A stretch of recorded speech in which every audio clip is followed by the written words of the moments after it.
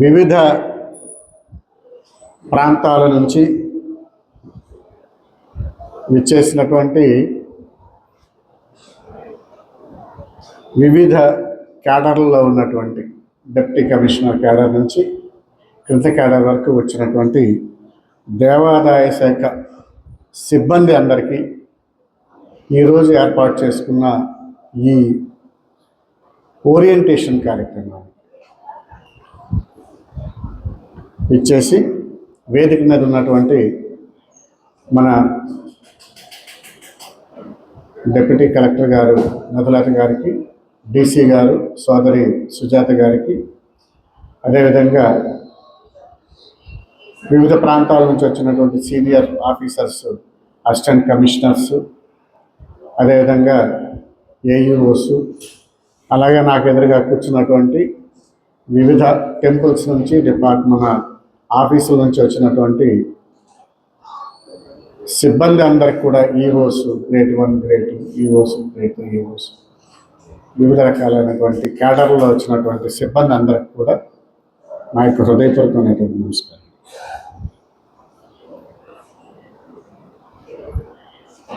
ఈ గిరి ప్రదక్షిణ కార్యక్రమం మొదలైపోతుంది. కొంతమంది ఔత్సాహికులు 5 గంటల నుంచే మొదలు పెట్టేస్తారు. ఇది మన తొలిపావంచ ఏదైతే ఉందో, మనం బయటకు వెళ్తే ఆఫీస్ నుంచి బయటకు వెళ్ళిన వెంటనే ఎదురుగా కనిపిస్తుంది తొలిపావంచ. తొలిపావంచ దగ్గర కొబ్బరికాయ కొట్టి వెళ్ళి ప్రదక్షిణకి బయలుదేరడం అనేది ఆనవాయితీ. సుమారుగా 7 నుంచి 8 లక్షల మంది ఇందులో పార్టిసిపేట్ చేస్తారు. లాస్ట్ టైం 6 లక్షల మంది పార్టిసిపేట్ చేశారు. ఈసారి ఇంకా పెరుగుతారని అంచనా. ఆ 7 నుంచి 8 లక్షల వరకు పెరుగుతారని అంచనా. వీరందరూ కూడా రేపు ఉదయం 5 గంటల నుంచి మొదలుపెట్టి 32 కిలోమీటర్లు దీని స్ట్రెచ్. 32 కిలోమీటర్లు తిరిగి మళ్ళీ స్వామివారి దగ్గరికి వచ్చి ఇక్కడ మళ్ళీ దేవునికి దండం పెట్టి వీలైతే కొబ్బరికాయ కొట్టి, వీలైన వాళ్ళు రావాలనుకున్న వాళ్ళు కొండ మీదకి వచ్చి దర్శనం చేసుకుంటారు, లేదా మరుసటి రోజు కొంతమంది దర్శనం చేసుకుంటారు. ఇక వారి అవకాశాన్ని బట్టి ఎప్పుడు వీలైతే అప్పుడు దర్శనాలు చేసుకుంటూనే ఉంటారు. అయితే సుమారుగా రేపు కొండ మీదకి వచ్చే వాళ్ళు ఒక 50 నుంచి 60 వేల మంది ఉంటారు అనుకుంటున్నాం. ఎల్లుండి ఒక 80,000 మంది వరకు కొండ మీదకి వస్తారని అంచనా. జనరల్గా లాస్ట్ టైం కూడా ఇంతే జరిగింది. ఒక 10,000 పెరుగుతారు అనుకుంటున్నాం. సరే, ఇప్పటివరకు బాగానే ఉంది. ఇక ఈ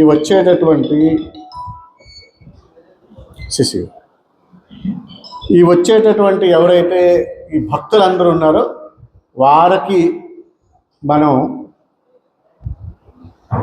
నాణ్యమైనటువంటి సేవలను అందించడానికి ఈ 32 కిలోమీటర్ల పరిధిలో 28 సేవా కేంద్రాలను ఏర్పాటు చేశాం. దాని స్టాల్స్ అని పిలవండి, లేదా సేవా కేంద్రం అనండి, లేదా 1 స్టాప్ సెంటర్ అనండి, అన్నీ అదే. ఒక స్టాల్ ఉంటుంది పెద్దది, 2 పగోడాస్ వేసి పెద్ద స్టాల్ ఉంటుంది. అది ఫస్ట్ లెవెల్ సేవా కేంద్రం. సెకండ్, ఈ 7 మొత్తం 32 కిలోమీటర్ల పరిధిలో ఎక్కడికెక్కడ మానిటర్ చేసి సేవా కేంద్రాల్లో ఉన్నటువంటి సిబ్బందికి సపోర్ట్ చేసి గైడ్ చేయడానికి 7 కంట్రోల్ రూమ్స్ పెట్టడం జరిగింది.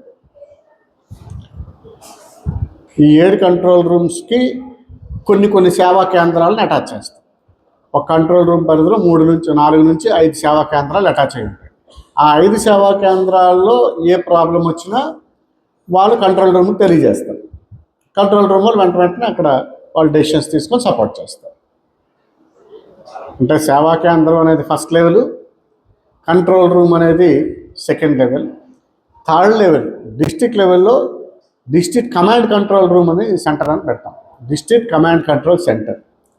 ఇది మనకి పక్కనే ఉన్నటువంటి ఏదైతే పుష్కర్ణి బిల్డింగ్ ఉందో దీనికి ఆనుకునే ఉంది, అవతల వైపు ఉంది పుష్కర్ణి బిల్డింగ్. అందులో కొంతమందికి అందులో అకామిడేషన్ కూడా మన వాళ్ళు ఉన్నారు. ఆ పుష్కర్ణి బిల్డింగ్లో అది district command control centre, highest level centre అది. అక్కడ నుంచి ఎక్కడికి ఏమైనా డెసిషన్స్ ఇవ్వాలి, ప్రాబ్లమ్స్, ఇష్యూస్, పెద్ద ప్రాబ్లమ్స్ రావటం అయినా అవన్నీ అక్కడ నుంచి మానిటర్ చేసి ఓవరాల్గా కోఆర్డినేషన్ చేస్తారు. ఇది బేసికల్గా 3 టైప్ స్ట్రక్చర్. 3 లెవెల్లో ఉంటాయి స్ట్రక్చర్స్. సో డైరెక్ట్ లెవెల్ కింద ఉండేది మన సేవా కేంద్రం. అంటే భక్తులకు డైరెక్ట్గా ఇంటరాక్ట్ అవుతారన్నమాట. కటింగ్ ఎడ్జ్ లెవెల్ అంటారు దాన్ని. భక్తులు మీ ముందు నుంచే నడుచుకుంటూ పోతూ ఉంటారు. అక్కడ వారికి ఇచ్చేటటువంటి సేవ. రెండవది మీకు అటాచ్ అయినటువంటి 7 కంట్రోల్ రూమ్స్. ఆ 7 కంట్రోల్ రూమ్స్ కూడా ఎక్కడెక్కడ 7 కంట్రోల్ రూమ్ హెడ్ క్వార్టర్స్ ఉందో అక్కడ సేవా కేంద్రం కూడా ఉంటుంది. సేవా కేంద్రం పక్కనే ఈ కంట్రోల్ రూమ్ పెడతాం అన్నమాట. సో ఈ 28 సేవా కేంద్రాల్లో 7 సేవా కేంద్రాల పక్కనే మరొక కంట్రోల్ రూమ్ పెడుతున్నాము. ఆ సేవా కేంద్రాలకు సంబంధించి ఆ కంట్రోల్ రూము ఏవేవైతే అటాచ్ చేసామో వాళ్ళకి సపోర్ట్ చేస్తాం. Third level highest district level command control centre. సరే, ఈ మూడిట్లో ఫస్ట్ కింద లెవెల్లో ఉన్నటువంటి సేవా కేంద్రం చూసుకుంటే, సేవా కేంద్రంలో ఉండేటువంటి సిబ్బంది ఎవరు అంటే మన దేవాదాయ శాఖ నుంచి ఒక ఆఫీసర్ ఉంటారు. ఆఫీసర్ లేదా సీనియర్ స్టాఫ్ మెంబర్ ఉంటారు. సెకండ్, ఈసారి సచివాలయ సిబ్బందిని కూడా మనం ఇన్వాల్వ్ చేసాం. సచివాలయ సిబ్బందిని వాళ్ళు కూడా ఇద్దరు ఉంటారు. సచివాలయ సిబ్బందిని ఎందుకు ఇన్వాల్వ్ చేయాల్సి వచ్చింది? మనం ఉన్నాం కదా, చేసుకుంటాము కదా. సచివాలయ సిబ్బందిని ఎందుకు ఇన్వాల్వ్ చేసామంటే, ఇంతవరకు మనకున్నటువంటి ఎక్స్పీరియన్స్ ఏంటంటే, పగోడాలు వేయడం వరకు బాగుంది, అది ఎవరు తీసుకెళ్ళదు. కానీ అందులో రామ్ చేరో టేబుల్ సిబ్బంది అందరూ కూర్చోవడానికి కుర్చీలు కావాలి. మన స్థాయిలో చేయాల్సింది కాదు. డిస్ట్రిక్ట్ లెవెల్లో ఇంటర్ఫేర్ కావాలి అంటే డిస్ట్రిక్ట్ లెవెల్లో ఫోన్ చేస్తారు. డిస్ట్రిక్ట్ వెంటనే మీరు సెట్లో చెప్తే సెట్ అక్కడ ఉంటుంది. కంటిన్యూస్ స్టాటిక్ సెట్స్ ఉంటాయి. ఇక్కడ ఈ పక్కన దాంట్లో పెద్ద హాల్, ఇంత హాల్ ఇంచుమించు పెట్టాం. కమాండ్ కంట్రోల్ రూమ్ ఇంత హాల్ ఉంటుంది. ఆల్మోస్ట్ ఇందులో సగం ఉంటుంది హాల్. ఆ హాల్లో సీనియర్ ఆఫీసర్స్ లైక్ డీసీ గారు, అదేవిధంగా డిప్యూటీ కలెక్టర్సు, జాయింట్ కలెక్టర్ ఉంటారు అక్కడే, కమిషనర్ ఆఫ్ పోలీస్ అక్కడే ఉంటారు, GVMC commissioner senior IA officer అక్కడే ఉంటారు, 2-3 ఐపీఎస్ ఆఫీసర్లు ఉంటారు, మన different departments medical and health, అదేవిధంగా జీవీఎంసీ, వీళ్ళందరూ సీనియర్ మోస్ట్ ఆఫీసర్లు అందరూ అందులో ఉంటారు. ఒకసారి మీ దగ్గర నుంచి మెసేజ్ వచ్చిందంటే ఇమ్మీడియట్గా రెస్పాండ్ అవుతారు. అదేవిధంగా కంట్రోల్ రూమ్లో డ్యూటీస్ వేసాం. ఈ ఫోన్ నెంబర్లు ఇచ్చిన దాంట్లో వాళ్ళు రిజిస్టర్ పెట్టుకొని మీ ప్రాబ్లం వస్తే వెంటనే రాసుకుని ఆ ప్రాబ్లం మళ్ళీ సాల్వ్ అయినంత వరకు మీతో కంటిన్యూస్గా మానిటర్ చేస్తారు.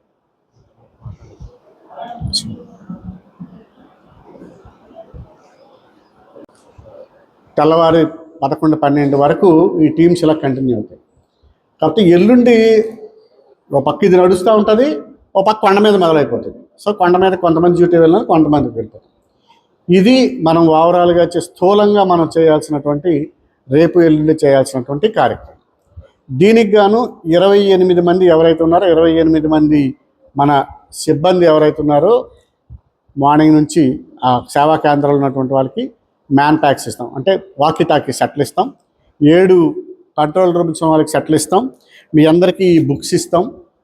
ఈ బుక్స్లో కూడా స్టాఫ్ ఏమైనా 1-2 మారారు, మన వాళ్ళు కొంతమంది రాకపోతే వేరే వాళ్ళని వేయటం జరిగింది. డేటా 90%, 95% అప్డేట్ చేసిన డేటా ఇది. ఏమైనా మార్పులు ఉంటే పెన్తో సరిదిద్దేసుకుంటారు, సరిపోతుంది. ఓకేనా? ఇది మనం చేయాల్సినటువంటిది. మనకి ఈరోజు మధ్యాహ్నం 2 గంటల నుంచి మనం డ్యూటీ చేయడం జరిగింది. ఆ 2 గంటల డ్యూటీ చేసిన వాళ్ళు ఎవరైతే ఉన్నారో వారు ఉండి, అంటే దేవాదాయ శాఖ సిబ్బంది ఉండి, మీరు మ్యాన్ ప్యాక్స్, మీకు ఇచ్చే బుక్స్, ఇవన్నీ మీకు ఇంకేమి ఇస్తున్నాం, man packs, books, ID cards, updated list, ఇవన్నీ మీకు ఇస్తాం. అలాగే ఒక 4 రెప్లికాస్ పెట్టాం, అంటే నమూనా ఆలయాలు. హోమ్ మినిస్టర్ గారు నిన్న మొన్న వచ్చినటువంటి అందరు సీనియర్ మినిస్టర్స్ అందరు చెప్తే నమూనా ఆలయాలు 4 దగ్గరలు పెట్టాం. ఒకటి మన సెకండ్ ఘాట్ రోడ్ దగ్గర పెట్టాం. రెండవది సూర్యనారాయణ స్వామి విగ్రహం ఉంది అక్కడ ఒకటి పెట్టడం జరిగింది. అలాగే సీతమ్మదారిలో అక్కడ సిఎంఆర్ తాలూకా అపార్ట్మెంట్ ఉంది, ఆ పక్కన ఒకటి పెట్టడం జరిగింది. అలాగే మనకి ఇక్కడ గోపాలపట్నం దగ్గర బంక్ ఉంది, బంక్ దగ్గర ఒకటి నమూనా ఆలయం పెట్టాం. నమూనా ఆలయం తాలూకా పెట్టడంలో ఉద్దేశం ఏంటంటే, కొంతమంది ప్రతి ఒక్కరు ఇక్కడికి వచ్చి ఇక్కడ కొబ్బరికాయ కొట్టుకుని, సపోజ్ సీతమ్మదారిలో ఉంటారు, వాళ్ళు ఇక్కడ వరకు రావక్కర్లేదు. ఇక్కడికి వచ్చి కొబ్బరికాయ కొట్టి ఊరంతా తిరిగి మళ్ళీ సీతమ్మదారి వెళ్ళాలంటే అప్పుడు 32 కిలోమీటర్లు కాదు, 50 కిలోమీటర్లు వాళ్ళు జర్నీ చేసినట్టు అవుతుంది. ఆ ఇబ్బంది తప్పడానికని మన సీతమ్మదారిలోనే ఒకటి పెట్టాం. అక్కడ వాళ్ళు కొబ్బరికాయ కొట్టేస్తారు, వయా తొలిపావంచం మీదుగా మళ్ళీ సీతమ్మదారి రీచ్ అయిపోతారు. అప్పుడు 32 కిలోమీటర్లు వాళ్ళు తిరిగినట్టు అవుద్ది, 50 కిలోమీటర్లు తిరగాల్సిన అవసరం లేదు. కానీ అలాగా ఇప్పుడు మనం 4 దగ్గర పెట్టాం, అక్కడ సెక్యూరిటీ గార్డులను పెట్టడం జరిగింది, అన్ని ఏర్పాట్లు చేసాం. అక్కడ కొంతమంది మన సిబ్బందిని కూడా వేసాం. ఆ సిబ్బంది ప్రాపర్గా అక్కడ అంతా సాఫీగా జరుగుతున్నట్టు చూసుకుంటే సరిపోతుంది. ఓకేనా? అక్కడ ఏదైనా ప్రాబ్లం ఉన్నట్టుంటే మాకు తెలియజేయండి, మేము వెంటనే దాని మీద వెంటనే యాక్షన్ తీసుకోవడం అనేది జరుగుతుంది. రైట్? ఇది ఓవరాల్గా మనం చేసింది. ఇప్పుడు మనం ఈరోజు మధ్యాహ్నం 2 గంటలకు ఎవరికైతే సిబ్బందికి డ్యూటీ వేసామో దయచేసి వాళ్ళు ఉండి మీకు ఇచ్చే మ్యాన్ ప్యాక్స్, మీకు ఇచ్చే బుక్స్, ఐడి కార్డ్స్ అవన్నీ తీసుకోండి. మీరు ఏం చేయాలంటే నెక్స్ట్ ఉదయం మధ్యాహ్నం 2 గంటల రాత్రి 10 గంటల వరకు డ్యూటీ ఉంటుంది. 10 గంటలకు వచ్చే సిబ్బందికి మళ్ళీ వాకీ టాకీ ఈ బుక్ హ్యాండ్ ఓవర్ చేసేయాలి. అర్థమవుతుంది కదా? నెక్స్ట్ వాళ్ళు కంటిన్యూ అవుతారు. అదే వాళ్ళు ఎప్పుడు ఇవాళ నైట్ 10 గంటల నుంచి రేపు ఉదయం 6 గంటల వరకు, ఈ 6 గంటల వరకు వాళ్ళు డ్యూటీ చేసుకొని 6 గంటలకు ఎవరైతే మళ్ళీ డ్యూటీ ఎక్కుతారు కొత్త సిబ్బంది, వాళ్ళకి మళ్ళీ మ్యాన్ ప్యాక్, వాకీ టాకీ మళ్ళీ బుక్ ఇచ్చేయాలి. ఎందుకంటే ఎప్పుడు దీని అవసరం పడుతుందో తెలియదు కదా, అందుకని అలా కంటిన్యూ చేయాలి. ఎవరు మళ్ళీ మాకు హ్యాండ్ ఓవర్ చేస్తారు? 29వ తారీఖున మధ్యాహ్నం 2 గంటల వరకు డ్యూటీ చేసి ఎవరైతే రిలీవ్ అవుతున్నారో వాళ్ళు తీసుకొచ్చి మళ్ళీ ఇక్కడికే హ్యాండ్ ఓవర్ చేస్తారు. ఇక్కడ ఆ రోజు మళ్ళీ కౌంటర్ పెడతాం, వాళ్ళు ఇక్కడికి వచ్చి కలెక్ట్ చేసుకుని బుక్స్ ఇచ్చినా లేకపోయినా మీకు కావాలంటే బుక్ ఉంచుకోండి, నాకేం అవసరం, ఇబ్బంది ఏం లేదు. మీకు కూడా దాని అవసరం ఏమి ఉండదు, ఇయర్కి టైం మారిపోతుంటుంది. ఆ బుక్ అదేవిధంగా మ్యాన్ ప్యాక్, మెయిన్ పోలీస్ వాళ్ళదా మ్యాన్ ప్యాక్స్ హ్యాండ్ ఓవర్ చేసిస్తాం. మళ్ళీ మేము ఇంటర్ను వాళ్ళకి ల్యాండ్ లైన్ నెంబరు 0891 256 0041. రిపీట్ చేస్తాను, 0891 256 0041. అది ఒక land line. Second land line 0891 256 0042. రెండో నెంబర్ 42 వస్తుంది, మొదటి నెంబర్ 41, చివరి నెంబర్ 41 వస్తుంది, రెండో నెంబర్ 42 వస్తుంది. రిపీట్ చేస్తాను, 0891 256 0042. ఇక్కడికైనా మీరు ఫోన్ చేసి పలానా దగ్గర ఈ ఇబ్బంది ఉంది, వెంటనే ఎవరినైనా పంపించండి అంటే వెంటనే మనుషులు అక్కడికి వెళ్తారు. ముఖ్యంగా మనకు అవసరం పడేది జీవీఎంసీ తినబ్బా. జీవీఎంసీ వాళ్ళే మంచినీళ్ళు ఇస్తారు, జీవీఎంసీ వాళ్ళే టాయిలెట్లు క్లీన్ చేయించడం మెన్ ఇస్తారు, జీవీఎంసీ వాళ్ళే టాయిలెట్ కావాల్సిన నీరు ఇస్తారు. సో మన జీవీఎంసీ వాళ్ళని స్ట్రాంగ్ టీమ్స్ ఉంటారు, వాళ్ళతో మనం కోఆర్డినేట్ చేసుకుంటే పర్ఫెక్ట్గా ఎక్కడికక్కడ వస్తుంది. చాలా వాళ్ళు 85 ట్యాంకర్లు పెట్టారు, కంప్లీట్గా 600 టాయిలెట్స్ పెట్టాం. 596 నుంచి 600 టాయిలెట్స్, టెంపరీ టాయిలెట్స్ పెట్టారు. 80 ప్రతి దగ్గర 3 డ్రమ్ములతో లేదా 2 డ్రమ్ములతో వాటర్ స్టోరేజ్ అయి ఉంటుంది. అక్కడ 85 ట్యాంకర్లు కూడా పెట్టాం, వాటర్ ట్యాంకర్లు పెట్టాం, ఎక్కడైనా వాటర్ నిండిపోతే అప్పటికప్పుడు తీసుకురావడానికి. అలాగే 6 సెప్టిక్ క్లీన్స్ పెట్టడం జరిగింది. ఆ సెప్టిక్ క్లీన్స్ ఎప్పటికప్పుడు ఎక్కడైనా ఫిల్ అయిపోతే అది మొత్తం సక్ చేసి తీసుకెళ్ళిపోవడానికి సెప్టిక్ క్లీన్ వ్యాన్స్ కూడా పెట్టారు. సో ఇన్ని ఏర్పాట్లు చేసినా ఎక్కడో దగ్గర గ్యాప్ ఉంటుంది. వచ్చేవాళ్ళు లక్షల్లో ఉంటారు కాబట్టి గ్యాప్ అనేది ఖచ్చితంగా ఉంటుంది. దయచేసి మనం ఆ టైంలో ఎంత ప్రాంప్ట్గా రెస్పాండ్ అయ్యి పని అయ్యేంత వరకు చేస్తే అంత మంచి సర్వీస్ ఇచ్చిన వాళ్ళు అవుతాం.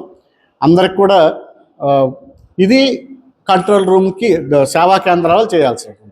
కొంతమంది కంట్రోల్ రూమ్స్లో కూడా మన వాళ్ళు ఉన్నారు. కంట్రోల్ రూమ్స్ ఒకసారి సేవా కేంద్రం నుంచి మెసేజ్ వచ్చిన వెంటనే ఆ సంబంధిత జీవీఎంసీ స్టాఫ్ ఉంటారు అక్కడ. జీవీఎంసీ సీనియర్ ఆఫీసర్లే వేశారు కంట్రోల్ రూమ్స్లో. 7 కంట్రోల్ రూమ్స్లో జోనల్ కమిషనర్ క్యాడర్ని వేశారు. జోనల్ కమిషనర్ అంటే ఆల్మోస్ట్ నా దగ్గర క్యాడర్. ఆ క్యాడర్ ఆఫీసర్స్ని కూడా అక్కడ వేయడం జరిగింది. ఎందుకంటే ఆ స్థాయి వ్యక్తులను వేస్తే వెంటనే వాళ్ళు చెప్తుంటే కిందన ఫాస్ట్గా రెస్పాండ్ అవుతారు, జీవీఎంసీ స్టాఫ్ రెస్పాండ్ అవుతారని ఆ క్యాడర్ ఆఫీసర్స్ని వేయడం జరిగింది. ఆ క్యాడర్ పోలీస్ ఆఫీసర్ని వేయడం జరిగింది. ఆ క్యాడరు రెవెన్యూ సైడ్ నుంచి వేయడం జరిగింది. అదే క్యాడర్ మెడికల్ అండ్ హెల్త్ వాళ్ళు ఉంటారు. వీళ్ళందరూ అక్కడ ఉంటారు మన కంట్రోల్ రూమ్స్లో. కాబట్టి ఆ కంట్రోల్ రూమ్లో మనం కూడా ఉంటాం కాబట్టి, మన దేవాదాయ శాఖ సిబ్బంది ఉంటారు కాబట్టి మనం చేయాల్సిందంతా కోఆర్డినేషన్, అందరితో సమన్వయం చేసుకోవటం. సార్ ఇది కొంచెం చూడండి సార్, ఇది కొంచెం చెప్పండి సార్, చేయించి పెట్టండి సార్. ఎందుకంటే అంతకంటే మనం చేయాల్సింది అక్కడ ఉండదు. వాస్తవానికి అంతకన్నా చేయాల్సింది దేవాదాయ శాఖ సిబ్బంది ఏం చేస్తారు? మంచినీళ్ళు మనం ప్రొవైడ్ చేయలేం, అది జీవీఎంసీ వాడు చేస్తాడు. రన్నింగ్ వాటర్ మనం ఇవ్వలేం, జీవీఎంసీ వాడే చేస్తాడు. టాయిలెట్స్ మనం ఇవ్వలేం, టాయిలెట్ క్లీన్ చేసే సిబ్బంది అది జీవీఎంసీ వాడే చేస్తాడు. ప్రాబ్లం ఏమైనా వస్తే హ్యాండిల్ చేయడానికి పోలీస్ వాళ్ళు ఉంటారు. మనం చేయాల్సింది ఏంటంటే సమన్వయం చేస్తాం. సార్ ఇది ప్రాబ్లం వచ్చింది, ఒకసారి మాట్లాడి చేయించి పెట్టండి సార్, వాళ్ళందరూ ఇది వచ్చింది కొంచెం చూడండి సార్, అది మనం చేసుకుంటాం. మనంతా కోఆర్డినేషన్, మనం చేయాల్సిందంతా కోఆర్డినేషన్ రోల్. కలెక్టర్ గారు వీళ్ళందరూ ఉంటాడు, మీ సిబ్బంది ఎందుకు అయ్యారు? మా సిబ్బంది ఇంపార్టెంట్ సార్, వీళ్ళే కోఆర్డినేట్ చేస్తారు, వాళ్ళు పలానా జరిగినట్టు చేయడం. అందరూ ఉంటారు. సమన్వయం ఎంత బాగా సమన్వయం జరిగితే అంత పర్ఫెక్ట్గా జరుగుతుంది. సమన్వయం అనేది అవసరం, అందుకని మన సిబ్బంది అక్కడ సమన్వయం చేస్తారు.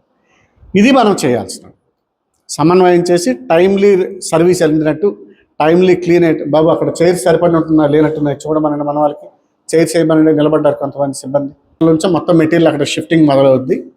అక్కడ సచివాలయ సిబ్బంది అందరూ రెడీగా ఉంటారు రిసీవ్ చేసుకోవడానికి. మీది అయిపోయింది కూడా మీరు వెళ్ళి చూసుకోవచ్చు. మధ్యాహ్నం నుంచి షిఫ్ట్ ఎవరికి ఇస్తే వాళ్ళు వెళ్ళిపోవచ్చు. ఇదంతా నేను మాట్లాడింది సేవా కేంద్రానికి సంబంధించి. ఇప్పుడు నెక్స్ట్ ఆ సేవా కేంద్రం దగ్గర 7 సేవా కేంద్రాలు ఏవైతే ఉన్నాయో ఆ 7 సేవా కేంద్రాల పక్కనే మనకి కంట్రోల్ రూమ్స్ అనేవి ఉంటాయి. ఆ 7 కంట్రోల్ రూమ్స్ కూడా తొలిపావంచ ఇక్కడే ఒక కంట్రోల్ రూమ్ ఉంటుంది, అలాగే అడివారం జంక్షన్లో ఒక కంట్రోల్ రూమ్ ఉంటుంది, హనుమంత్ వాక్ దగ్గర ఒక కంట్రోల్ రూమ్ ఉంటుంది, అలాగే అప్పుఘర్ అని అది కొంచెం సెన్సిటివ్ ఇన్ ది సెన్స్ సముద్ర తీరం, సీషోర్ కాబట్టి ఎవడైనా వెళ్ళిపోయే సముద్రంలో గట్రా దిగిపోయే పరిస్థితి, అక్కడ కొంచెం జాగ్రత్త కంట్రోల్ చేసి కాబట్టి అక్కడ కంట్రోల్ రూమ్ ఉంటుంది. మాధవదాయ దగ్గర ఒక కంట్రోల్ రూమ్ ఉంటుంది, అలాగే ఎన్ఎస్టిఎల్ గేట్ అని ఉంటుంది, అక్కడ ఒకటి ఉంటుంది. ఓల్డ్ గోశాల ఇక్కడ నుంచి వెనక వైపు వెళ్తే ఓల్డ్ గోశాల వస్తుంది, అక్కడ ఒకటి ఉంటుంది. ఈ 7 కంట్రోల్ రూమ్స్ దగ్గర 7 సేవా కేంద్రాలు కూడా ఉంటాయి. 28 సేవా కేంద్రాలు, 7 సేవా కేంద్రాలు ఈ 7 ప్లేసుల్లో ఉంటాయి. ఆ పక్కనే ఈ కంట్రోల్ రూమ్ ఉంటుంది. ఇది మనం అర్థం చేసుకోవాల్సింది. ఈ విధంగా కంట్రోల్ రూమ్స్లో కూడా పబ్లిక్ అడ్రసింగ్ సిస్టము, వాళ్ళకి బెంచీలు కుర్చీలు ఇవ్వటం జరిగింది. అదేవిధంగా వాళ్ళకి కార్పెట్ ఉంటుంది, లైటింగ్ అరేంజ్ చేస్తారు, పగడాలు ఉంటాయి, అన్నీ ఉంటాయి.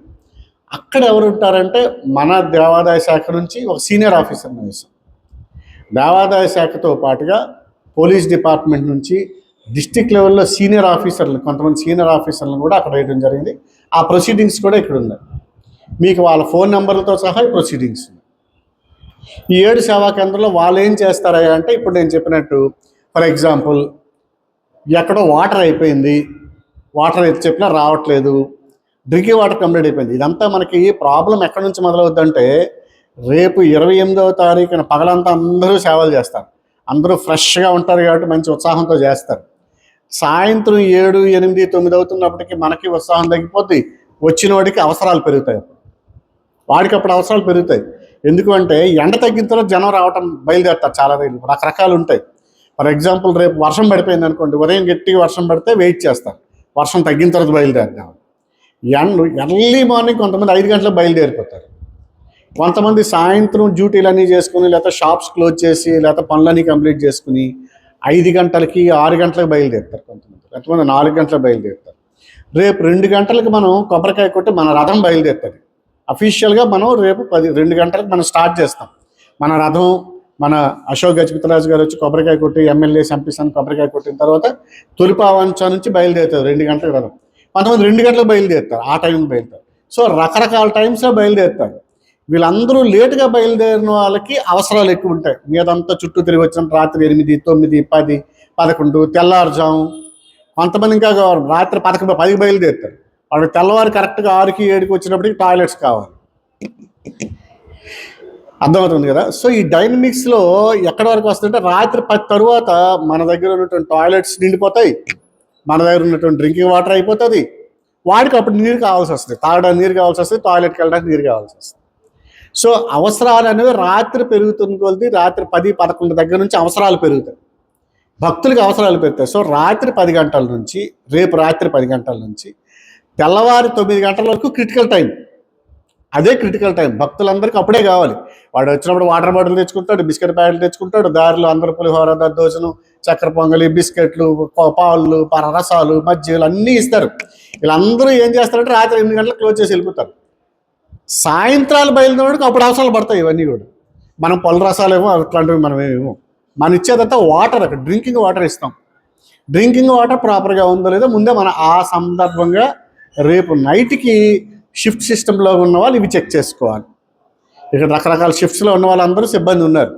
రేపు నైట్ షిఫ్ట్ సిస్టంలో వచ్చిన వాళ్ళు మనకి సఫిషియెంట్గా డ్రింకింగ్ వాటర్ బబుల్స్ ఉన్నాయా లేదా, పక్కన ఉన్నటువంటి టాయిలెట్స్కి దగ్గరలో టాయిలెట్స్ ఉంటే టాయిలెట్స్లో ప్రాపర్గా క్లీన్ చేసుకుని పెట్టుకున్నారు. అది చేసేది జీవీఎంసీ చేస్తారు, కానీ అది జరిగేటట్టు చూసుకోవాలి మనం అంతే. కంట్రోల్ రూమ్కి చెప్పడం, సార్ ఇక్కడ టాయిలెట్స్ నిండిపోయి ఎవరు రాలేదు, క్లీన్ చేయలేదు, సార్ ఇక్కడ వాటర్ అయిపోయింది, టాయిలెట్స్ సార్ వాటర్ అయిపోయింది, ఎవరు రాలేదు, వాళ్ళకి చెప్పాలి. అక్కడ మన తాలూకా ఇంటర్వెన్షన్ అనేది అవసరం పడుతుంది. ఆ టైంలో ఉన్నవాళ్ళు ఎంత యాక్టివ్గా ఉంటే మన తాలూకా ప్లాన్ అంతా అంత సక్సెస్ అయినట్టు. కాబట్టి దయచేసి సిబ్బంది ఎవరైతే వచ్చారో రేపు నైట్ షిఫ్ట్లో ఉన్న వాళ్ళు ఈ విషయాలన్నీ కూడా దృష్టిలో పెట్టుకోండి. రావడం షిఫ్ట్లోకి వెళ్ళడమే, నీరు ఉందా లేదా, మెడికల్ వాళ్ళు ఉన్నారా లేదా, దగ్గరలో టాయిలెట్స్ ఏమున్నాయి, అక్కడ మంచి నీరు ఉందా, రన్నింగ్ వాటర్ ఉందా లేదా, టాయిలెట్స్ దగ్గర వాళ్ళు సిబ్బందిని వేస్తారు, జీవీఎంసీ వాళ్ళు సిబ్బందిని వేస్తారు. కానీ సిబ్బంది ఉన్నారా లేదా, నైట్ అయిపోయి సిబ్బంది చల్లగా జారుకుంటూ పోతారు అమ్మా. అట్లాగా ఖచ్చితంగా సిబ్బంది ఉన్నారా లేదా, సిబ్బంది అయితే జీవీఎంసీ వాళ్ళకి సెట్లో చెప్తారు. అది మనం చెక్ చేసుకోవాలి. అది ఎప్పటికీ రాత్రి కంటే తెల్లారి అవుతున్న కొద్దీ ఇంకా ఈ అవసరాలు ఉండవు, ఈ అవసరాలు ఉంటాయి. ఎవరు న్యాచురల్ మంచినీళ్ళు కావాలంటే ఎవరిని ఒకటి పెడితే గ్లాస్ మంచినీళ్ళు పెడతాడు, ఇస్తాడు. మీ ఇంటికి వచ్చి టాయిలెట్ వాడుకుంటానంటే ఇస్తాడా? చాలామంది ఎవరు. అక్కడే మంచినీటి పాయింట్ కూడా పెట్టాం. మంచినీరు పెట్టుకోవడానికి టేబుల్ కావాలి, కుర్చీ కావాలి. ఇది కాకుండా మనందరికీ ఒక ఫ్లెక్సీ కావాలి, కిందన మట్టి అంటుకున్న కార్పెట్ కావాలి. ఇవన్నీ ఎప్పుడు వేయాలి? రేపు మార్నింగ్ వేయడం అవ్వదు, సాధ్యం కాదు. ఇవాళ వేస్తే అక్కడ వేస్తే రాత్రి అయినప్పటికీ అన్నీ జాగ్రత్తగా పట్టుకుపోతారు ఎవరు. మరి ఏం చేయాలి? అందుకని మనం ఏం చేసామంటే అక్కడ లోకల్లో పనిచేస్తున్నటువంటి సచివాలయ సిబ్బందిని అక్కడ వేసాం. సచివాలయ సిబ్బందికి లోకల్ గ్రిప్ ఉంటుంది, వాళ్ళ మాట కాదని ఎవడు చేసేదే పని ఉండదు. సో సచివాలయ సిబ్బందికి ఇవాళ మధ్యాహ్నం నుంచి మన ఇంజనీర్స్ మొత్తం ఈ స్టాక్ అంతా హ్యాండ్ ఓవర్ చేసుకుంటూ వెళ్ళిపోతారు. మొత్తం 28 కేంద్రాల్లో 7 కంట్రోల్ రూమ్స్లో నేను ఇప్పుడు చెప్పినటువంటి మెటీరియల్ అంతా సచివాలయ సిబ్బందికి ఇవాళ హ్యాండ్ ఓవర్ చేసేస్తారు. సచివాలయ సిబ్బంది నైట్ వరకు ఉండి అక్కడ మన డ్యూటీస్ ఎవరికేస్తారో వాళ్ళు కూర్చునేటట్టు చేస్తూ, అక్కడ ఏదైనా ఇబ్బంది ఉంటే వాళ్ళు లోకల్లో ఒకవేళ సెక్యూర్ చేసి పక్కన పెట్టాలి. నైట్కి వెళ్ళిపోయి ఉదయం వస్తాం, మరి ఎందుకు ఉదయం 5 గంటలకు వస్తామని అన్నారు, అలా చేయడం మంచిది కాదు. మనం ఉండడం ఎవరైతే డ్యూటీస్ చేస్తే వాళ్ళు ఉండడం అనేది సేఫ్. ఎందుకంటే నైట్ అంతా అధికారులు తిరుగుతారు, కలెక్టర్ గారు, జీవీఎంసీ కమిషనర్ గారు, జాయింట్ కలెక్టర్ గారు, కమిషనర్ ఆఫ్ పోలీస్, వీళ్ళందరూ తిరుగుతుంటారు, నైట్ అంతా తిరుగుతారు. సో మెటీరియల్ తీసుకుని సెక్యూర్ చేసి మరుసటి రోజు మళ్ళీ ఎర్లీ మార్నింగ్ సరికి అన్నీ సర్దుకోవడానికి కావాలంటే ఆ మెటీరియల్ పెట్టడానికి లోకల్లో పెట్టడానికి ఏదో ఒక బిల్డింగ్ ఉండాలి కదా, లేదా ఎవరో ఒకరి ఇంట్లోనైనా పెట్టాలి కదా. మరి మన మాట ఎవరు వింటారు? అక్కడ మనందరం బయట నుంచి వచ్చిన ఉంటాం, మన మాట వినే పరిస్థితుంది. సో లోకల్లో ఉన్నటువంటి సచివాలయ సిబ్బందికి అని చెప్తే ఎవడు మాట్లాడండి, ఈ మెటీరియల్ మీ ఇంట్లో ఉంచండి, రేపు మార్నింగ్ వచ్చి తీసుకుంటామంటే ఖచ్చితంగా ఉంచుతారు. అది వన్ పార్ట్. సెకండ్ పార్ట్, అది సచివాలయ సిబ్బందిని ఎందుకు వేసామో చెప్పడానికి. మన డ్రింకింగ్ వాటర్ ఉంది, స్టాల్స్లో పెట్టినటువంటి డ్రింకింగ్ వాటర్ అంతా కూడా జీవీఎంసీ వాళ్ళే పెడుతున్నారు. మరి అక్కడ సపోజ్ వాటర్ అయిపోయింది, ఎవరికి చెప్పాలి? జీవీఎంసీకి చెప్పాలి. ఆ సచివాలయ సిబ్బంది అనేవాడు జీవీఎంసీ ప్రతినిధి, వాడు అక్కడ చూసుకుంటాడు. వాటర్ అయిపోయింది వెంటనే కంట్రోల్ రూమ్లో పలానా దగ్గర వాటర్ అయిపోయిందని కంట్రోల్ రూమ్లో చెప్తాడు. లేదు పక్కన ఉన్నటువంటి దగ్గరలో ఉన్నటువంటి టాయిలెట్కి వాటర్ అయిపోయింది, ఇమ్మీడియట్గా ఈయన టాయిలెట్స్ కూడా మనం ఏర్పాటు చేశాం, కానీ టాయిలెట్కి కావాల్సినటువంటి శానిటేషన్ సిబ్బంది, టాయిలెట్స్ మెయింటైన్ చేయడానికి కావాల్సిన రన్నింగ్ వాటర్ ఏర్పాటు చేసింది జీవీఎంసీ వాళ్ళే. సో మళ్ళీ జీవీఎంసీతో మనం టైఅప్ చేసుకోవాలి. సో జీవీఎంసీతో మాట్లాడాలంటే మళ్ళీ జీవీఎంసీ ప్రతినిధి ఇక్కడ ఉండాలి. అందుకని జీవీఎంసీ నుంచి వీళ్ళందరూ కూడా జీవీఎంసీ ప్రతినిధులే. సచివాలయ సిబ్బంది అంటే జీవీఎంసీ కంట్రోల్లో పనిచేస్తున్నారు, వాళ్ళని తీసుకొచ్చి పెట్టాం. సో వాళ్ళు ఈ విధమైనటువంటి మనతో కలిపి coordinate, this is all one team. నాది మీది కాదు, మనం అందరం కూడా సచివాలయ సిబ్బంది కానివ్వండి, మనం కానివ్వండి, మెడికల్ సిబ్బంది కానివ్వండి, అక్కడ పెట్టినటువంటి సెక్యూరిటీ గార్డ్ కానివ్వండి, అక్కడ సేవకు ఏర్పాటు చేసినటువంటి వాలంటీర్స్ కానివ్వండి, ఇదంతా ఒకటే టీం. మనమంతా ఒకే మాట, ఒకే సిబ్బంది కింద, ఒకే దీని కింద టీం కింద పనిచేస్తాం. సో వాళ్ళని సచివాలయ సిబ్బందిని వేసాం. ఫస్ట్ వేసింది దేవాదాయ శాఖ సిబ్బంది, 2 సచివాలయ సిబ్బంది. 3వ వాళ్ళని ఎవరిని వేసాం?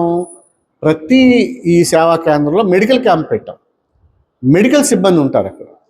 వాళ్ళు ఈ వచ్చినటువంటి భక్తులకి ఏమైనా మెడికల్ రిలేటెడ్ ఇష్యూస్ వస్తే వెంటనే ఫస్ట్ ఎయిడ్ ట్రీట్మెంట్ వాళ్ళు చేస్తారు. మెడికల్ సిబ్బంది అయిపోయారు.